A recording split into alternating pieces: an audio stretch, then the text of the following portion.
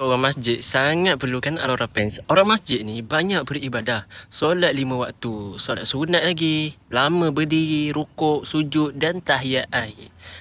Bila berumur meningkat, peredaran darah makin perlahan. Kaki mudah kebas, lutut sakit, pinggang sakit, lenguh, badan cepat penat.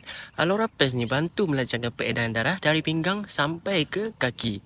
Bila darah lancar, oksigen sampai ke otot dan sendi dengan baik. Hasilnya, badan rasa lebih ringan, kurang lenguh masa berdiri lama, sujud dan bangun pun jadi lebih selesa. Orang masjid juga kerap duduk bersila, bersimpuh, ikut kuliah lama. Al-Aura Pens ni bantu kurangkan tekanan pada pinggang, lutut dan kaki. Bila badan selesa, ibadah jadi lebih khusyuk. Tak sibuk fikir sakit, kebas atau lenguh.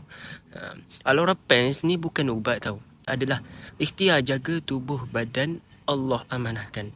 Ibadah bukan setakat hati tenang. Tubuh yang sihat pun bantu kita istiqomah.